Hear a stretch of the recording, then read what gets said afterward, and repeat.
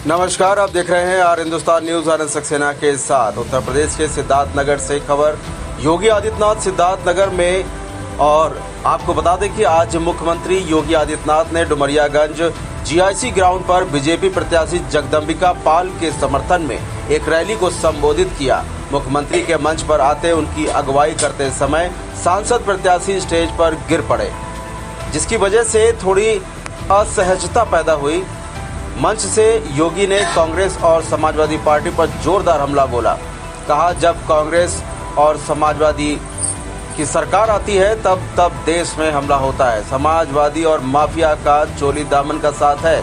मुख्यमंत्री ने कहा कि पहले इंसेफ्लाइटिस से हर साल बच्चे यानी कि मासूम बच्चे मरते थे। ये एक कहा जाए कि एक काफ़ी बड़ी बीमारी है जिसे इंसेफ्लाइटिस कहते हैं, लेकिन हमारी सरकार ने माफिया और बीमारी दोनों को ख़त्म कर दिया है। आज उत्तर प्रदेश में दो एम्स हैं और सिद्धार्थनगर में एक मेडिकल कॉलेज के साथ नर्सिंग इंस्टीट्यूट भी है।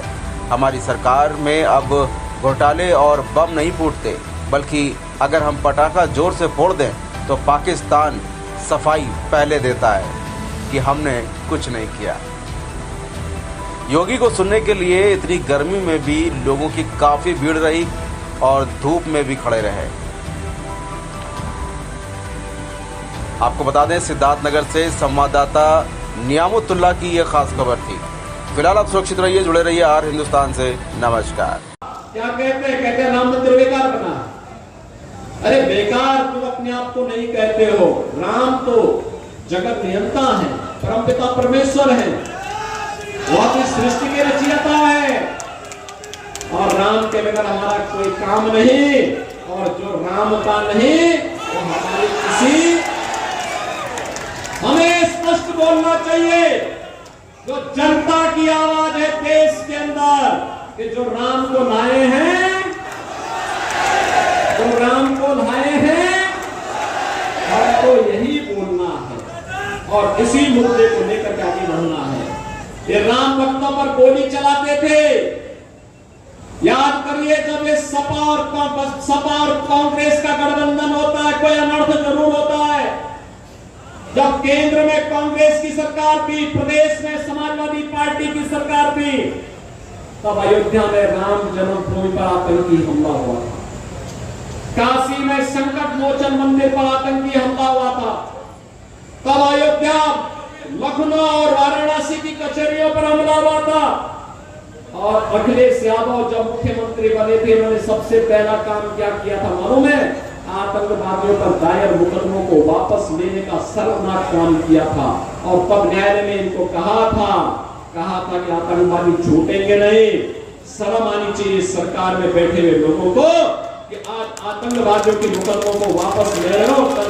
ये लोग आतंकवादियों के आका है, ये माफियाओं के सरपरस्त हैं और इसीलिए हर अपराधी और माफिया 2017 के पहले जनता का खून चूसता था, गरीबों की जमीनों पर कब्जा करता था, फिरौती वसूली करता था, बेटी की सुरक्षा के लिए खतरे बने हुए थे।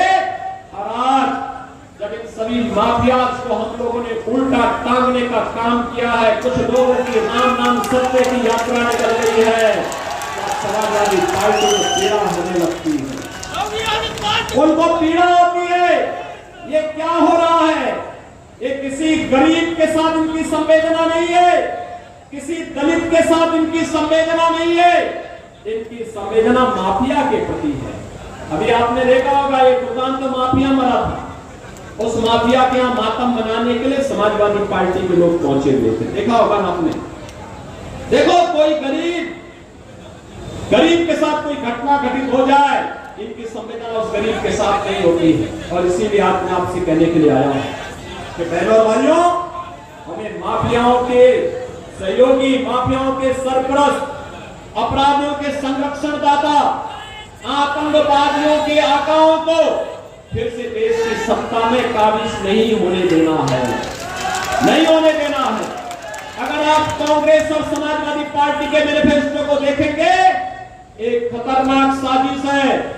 एक अगर केवल कुछ ही कुछ ही पॉइंट उनको देखेंगे, उसमें वो कहते हैं कि अनुसूचित जाति, जनजाति और पिछड़ी जाति को मिलने वाले आरक्षण में से एक हिस्सा मुसलमान को दे देंगे। क्या आप अपना आरक्षण का अधिकार उनको देने देंगे क्या?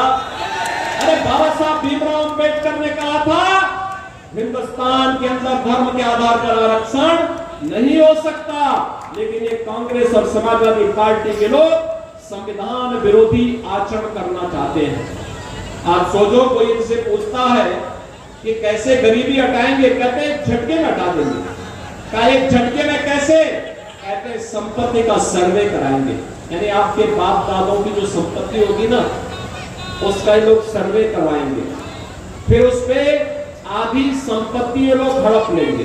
जमीन होगा, मकान होगा, कोई खलिहान की जमीन होगी आपकी, कोई जेवर होंगे, बैंक में पैसा होगा, आपके बाप दादों ने जो कमा के रखा हुआ है उसमें से आधा ये लोग ले लेंगे और फिर उसको ये लोग उन लोगों को देंगे जो पाकिस्तान, बांग्लादेश और अफगानिस्तान से मुसलमान या घुसपैठिए के रूप में आए, रोहिंग्या के रूप में आए, उनको ये देने का काम करेंगे। क्या इसको स्वीकार करेंगे? क्या इसको स्वीकार करेंगे? क्या उसको ये कहते हैं विरासत टैक्स। ये विरासत टैक्स क्या हिंदुस्तान में लगने देंगे क्या?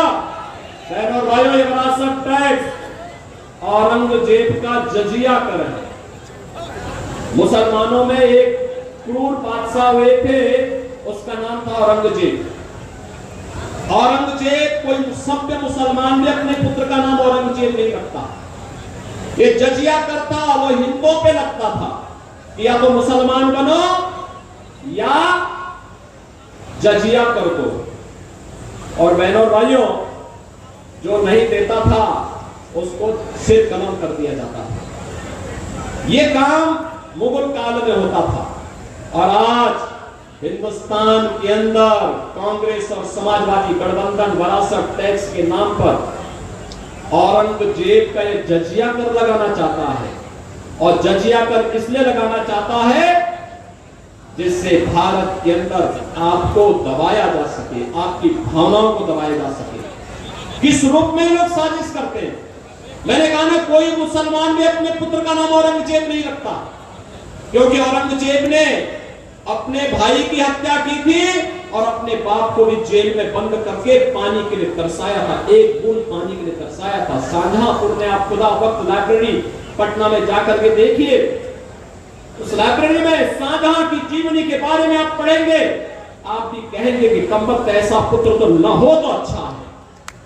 शाहजहां कहता इस बारे में, उसने कहा था इस बारे में, उसने कहा था कि इससे अच्छे तो ये हिंदू हैं, जीते जी अपने अपने बुजुर्गों का सम्मान करते हैं और मरने के बाद श्राद्ध और पितरों का तर्पण करके भी उनको जल देने का काम करते हैं। एक कमबख्त औरंगजेब है, इसने मुझे एक बूंद पानी के लिए तरसाया है।